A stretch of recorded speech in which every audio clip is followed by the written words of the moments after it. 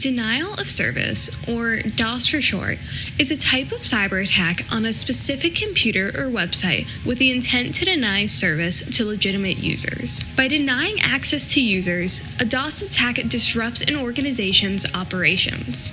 Distributed denial of service, or DDoS for short, is a type of DOS attack where multiple systems target one specific system. DDoS works by flooding the victim system with tons of requests in an effort to overload systems and prevent legitimate requests from being fulfilled. For example, if a website can accommodate 100 users a second pressing the login button, then an attacker can send 100 fake requests per second to overload the system and prevent legitimate users from being able to log in. You can think about it as kind of like a traffic jam. If tons of cars all decide to hop on the highway at the same time, then all of them would end up moving very slowly or end up at a dead stop. This is like what happens during a DDoS attack. The attacker is obstructing the legitimate traffic to the site.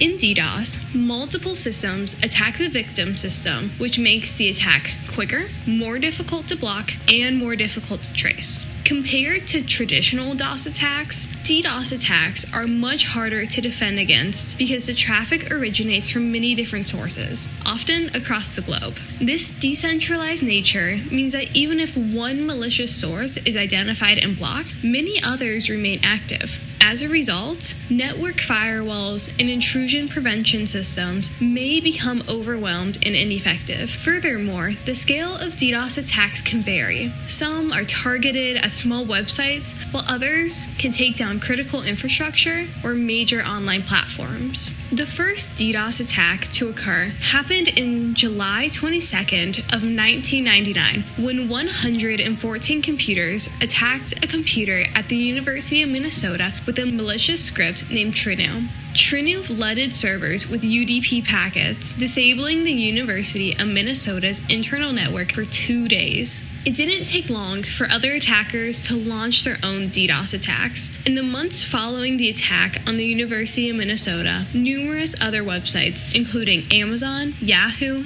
and CNN, all fell victim to DDoS attacks as well. In each of these attacks, malicious data packets came from a network of infected computers. In the years since, DDoS attacks have unfortunately become much more prevalent. The cost to victims of DDoS attacks can be tremendous due to the loss of revenue and damage to their reputation. On the other hand, according to MIT Technology Review, a 24-hour DDoS attack against a single target can cost as little as $400 to an attacker. Over time, the motivation behind DDoS attacks has evolved as well. Early attacks, like the one at the University of Minnesota, were mostly experimental or carried out for notoriety. Today, DDoS attacks are often motivated by financial gain, hacktivism, or even political agendas. Additionally, some attackers use DDoS as a distraction while they infiltrate the system in other ways, and others use it as blackmail, threatening companies with outages unless a ransom is paid.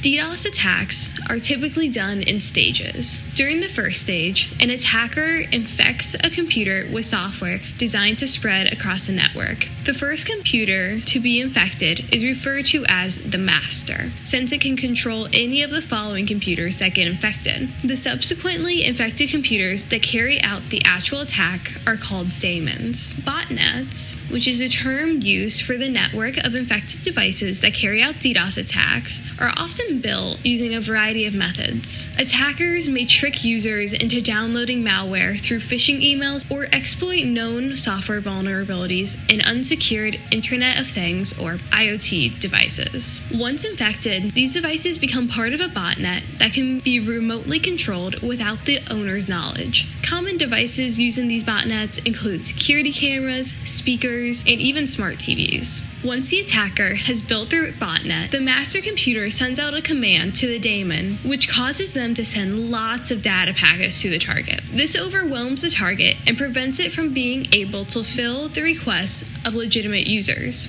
Today, terabits of malicious data packets can be sent every second during large DDoS attacks. In an effort to hide their identity and location, addition, attackers often have the daemon use IP address spoofing to hide their IP address. This makes it difficult to trace where a DDoS attack originates from and figure out who was behind it. The impact of a DDoS attack can be widespread. For starters, a DDoS attack inhibits legitimate users from accessing a system, which can lead to user frustration and inhibit their ability to complete desired tasks. Additionally, organizations can suffer financially if employees can't access key systems required to do their jobs. Plus, an organization's reputation can suffer greatly if they are the victim of a cyber attack, since consumers may begin to see it as unreliable or insecure. An organization could also face legal consequences if user data is compromised or if service outages violate their service level agreements. Finally, if an organization or company has to shut down operations due to a DDoS attack, that can have widespread effects for the consumers and communities that they serve, especially if the company provides an essential service. Unfortunately, there have been many DDoS attacks in recent years, one of the most famous of which was the DDoS attack on DIN in 2016. DIN is a company that holds and registers domain names for both companies and individuals with websites. In October of 2016, DIN was attacked by the Mirai botnet, which used an Internet of Things, or IoT for short, army. This botnet consisted of cameras, printers, smart TVs, home routers, and much more. All these devices overwhelmed DIN's servers with requests, impacting DIN's clients such as PayPal, Amazon, Netflix, and Visa. Another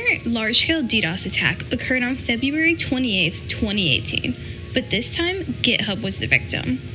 While the attack on DIN bombarded them with 1.2 terabits of data per second, the attack on GitHub was larger, with 1.35 terabits of data per second. At the time of the occurrence, the DDoS attack on GitHub was the largest DDoS attack ever recorded. The attack lasted for about 15 to 20 minutes before it ended. During that time, however, GitHub managed to stay online, only experiencing intermittent outages during the beginning of the attack while its system assessed the situation. GitHub managed to stay online by signaling for help from its DDoS mitigation service called Akamai Prolex. According to Wired, Prolex took over as an intermediary, routing all the traffic coming into and out of GitHub and sent the data through its scrubbing centers to weed out and block malicious packets. One key feature that set the DDoS attack targeting GitHub apart from the one targeting DIN was how the attack was carried out. In the DIN attack, a botnet made up of IoT devices was used. However, in the GitHub attack, memcache servers were used instead. Memcache servers can operate using the UDP protocol, which means that they can send data without getting a handshake first. In other words, this means that memcache servers can send data to a target without the target agreeing to the communication. In the case of the GitHub attack, attackers simply spoofed the IP address of GitHub and sent queries to memcache servers.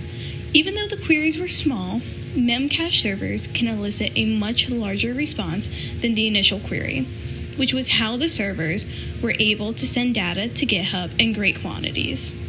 In this case, they returned about 50 times the data of the request back to the victim. Luckily, if a suspicious amount of data is sent by memcache servers, defenses can be employed to block the traffic coming from them. Defending against DDoS attacks is difficult, but there are several ways to help prevent and mitigate this type of attack. The first way is to prevent the creation of daemon networks. To do this, system administrators must ensure their software is up to date and patched. Additionally, users of the network should regularly change their passwords and use personal firewalls. Another way to prevent a DDoS attack is for the targeted system to filter out any malicious data packets as they arrive. However, this is only feasible if the malicious data packets are easy to spot and the targeted system has enough computational additional resources to handle the volume of malicious traffic. A third way to help prevent DDoS attacks would be for internet service providers, or ISPs for short, to examine the source address of packets and block those that contain an obviously spoofed source. Typically, ISPs forward data packets from one part of the network to another, depending on the address in each data packet's header, with little or no consideration for where the data packet came from. This could change, though. If an ISP examined the source address, it could potentially block malicious traffic. However, this approach is computationally expensive and time-consuming. Plus, since ISPs are not the targets in DDoS attacks, they don't have much incentive to incorporate expensive mitigation tactics. Unfortunately, at the moment, there's no foolproof way to prevent DDoS attacks. More research is needed in this field to come up with better cybersecurity solutions. DDoS attacks are a persistent threat in today's digital world. Their increasing complexity and scale make them difficult to prevent entirely, but with the right precautions, organizations can significantly reduce their risk. As more devices become connected to the internet, continued education and research in cybersecurity are essential to staying ahead of these evolving threats. Thank you for listening to this video, and I hope that you all learned a little bit about DDoS attacks.